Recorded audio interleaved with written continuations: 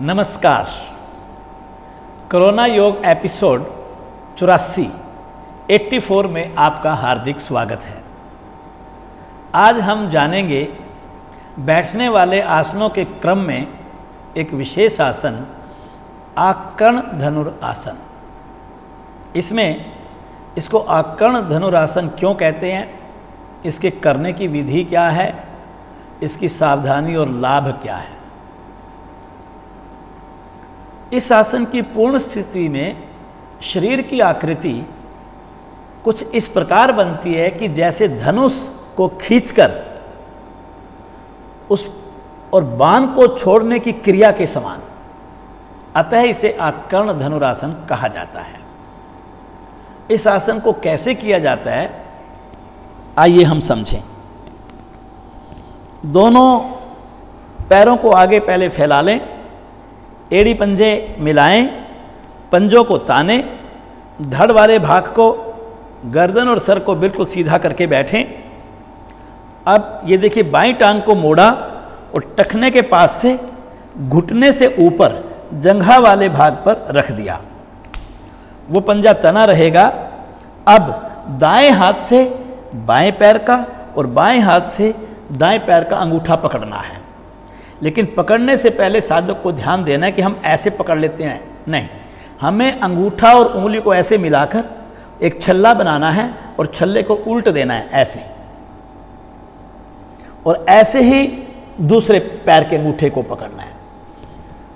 आगे ऐसे नहीं झुकना, कमर को सीधा रखना है और पश्चात श्वास भरते हुए बाएं पैर के अंगूठे को दाएं कान के पास लाना है। अभी आप देखेंगे, जितना नज़दीक ला सकते हैं आप उतना नज़दीक अपनी क्षमता के अनुसार लाने का प्रयास करें, तभी इस आसन का पूरा प्रभाव आपको मिल पाएगा। ये देखिए आप,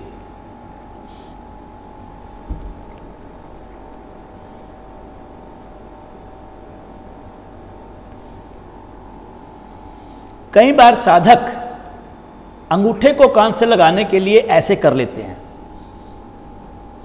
ये गलत है। अगर ये हिस्सा आपका झुक गया, ये हिस्सा आपका बिल्कुल सीधा रहना चाहिए। जहाँ तक अंगूठा जा सकता है वहाँ तक जाए। पूर्ण स्थिति में जाकर हमें सामान्य श्वासों के साथ रुकना है, पश्चात धीरे धीरे वापस आना है। उसके बाद यही क्रिया हमें विपरीत दिशा से दोहरानी है।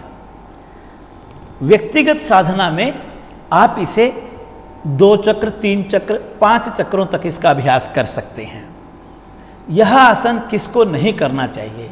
जिसको फ्रोजन शोल्डर की प्रॉब्लम है, वह प्रारंभिक अवस्था में जब तक उस वेदना से बाहर ना आ जाए, उस दोष से बाहर ना आ जाए, तब तक इस आसन का उसे अभ्यास नहीं करना चाहिए। अगर रीढ़ में तीव्र वेदना है तो भी इस आसन का अभ्यास ना करें। जैसे दोष मुक्त हो जाएं, पश्चात आप इस आसन का अभ्यास कर सकते हैं। इस आसन के लाभ क्या है, आइए वो देखें। हमारा टखना, पिंडली, जंघा, पीठ और कंधे ये हमारे बलिष्ठ बनते हैं, पुष्ट बनते हैं इस आसन के करने से। हमारे सभी पाचक अवयव और निष्कासन अंग भी इस आसन के करने से प्रभाव में आते हैं। इस आसन के करने से शरीर का जितना, खास तौर पे टांगे और भुजाएं, उनकी नसें सक्रिय बनती हैं और शरीर में स्नायु दोष भी ठीक होता है। अगर किसी को गठिया का रोग है, उसके लिए ये आसन बहुत लाभकारी है। अगर किसी को पैरालिसिस की शिकायत हुई है, उससे आसन पूरा नहीं लगेगा, लेकिन वो धीरे धीरे अगर इस आसन का अभ्यास करेगा तो उनको भी इस आसन के करने से लाभ होगा। आप प्रतिदिन आकर्ण धनुरासन का अभ्यास कीजिए और स्वस्थ रहिए। इसी के साथ आपका बहुत बहुत धन्यवाद।